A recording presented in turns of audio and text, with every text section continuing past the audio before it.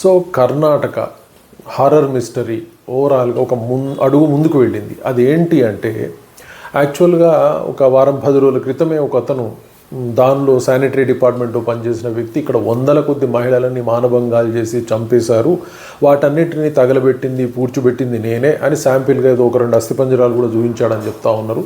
ఆ విధంగా నాకు రక్షణ ఇస్తే వాళ్ళ పేర్లు కూడా చెప్తానని చెప్పాడు. సో బట్ దాని మీద ఏమీ చర్యలు వీటికి ఎవరు ఉపక్రమించలేదు. ఏదో మీడియాలో కూడా అక్కడక్కడ వార్తలు వచ్చాయి. సో దాని మీద యాక్చువల్గా మనం ఒక్క నేరం జరిగితేనే దీపాలు పట్టుకొని క్యాండిల్స్ పట్టుకొని రోడ్ల మీద తిరుగుతూ ఉంటారు జనాలు.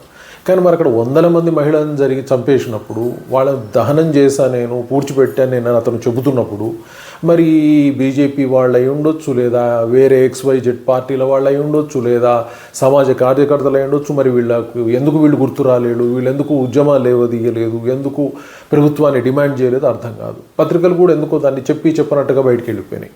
సో ఓవరాల్గా అయితే అక్కడ మహిళా సంఘాలు, మహిళా కమిషన్ 2 కూడా ప్రభుత్వాన్ని రిక్వెస్ట్ చేయడం జరిగింది దీని గురించి విచారించండి అని.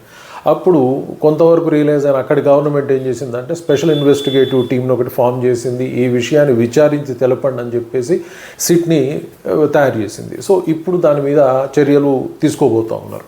మరి ఈ సిట్ కూడా కూర్చొని ఉంటుందా, లేదా నడుస్తూ వెళ్ళి ఆ కేసును బయటపెడుతుందా, నిజంగా జరిగిన హత్యలు ఎన్ని, వాటికి సంబంధించిన ఉదంతాలు ఎన్ని, నేరస్తులు ఎవరు అనేది బయటపెడుతుందా, లేదంటే యథాస్థానంలో కూర్చొని ఏమీ లేదు ఇదంతా అన్ని అబద్ధపు ఆరోపణలే, అతను మానసిక స్థితి బాగాలేదని చెప్పేసి అవతల పడేస్తారా, వేచి చూడాల్సిన అవసరం ఉంది. ఓవరాల్గానైతే ధర్మస్థల మంజునాథుని అతి పవిత్ర క్షేత్రంలో కూడా ఇంత ఘోరమైనటువంటి హత్యలు జరిగినాయి అంటే ప్రజలందరూ కూడా భయభ్రాంతులకు గురవుతూ ఉన్నారు.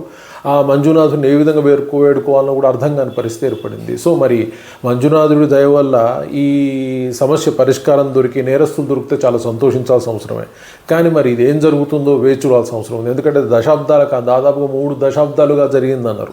మరి తర్వాత జరగలేదా తెలియదు. సో ఓవరాల్గా ఇన్ని దశాబ్దాలు జరిగిన దానిలో ఎన్ని ప్రభుత్వాలు మారినాయి, ఎన్ని పార్టీలు ఇన్వాల్వ్ అయినాయి, ఎంతమంది నాయకులు దానిలో ఉన్నారు, ఎటువంటి పలుకుబడిగా వ్యక్తులు ఉన్నారు, ఇవన్నీ మరి బయటకు వస్తాయా రావా అనే సందేహాలు ప్రజల్లో ఉన్నాయి. మరి వేచి చూద్దాం. Thank you very much.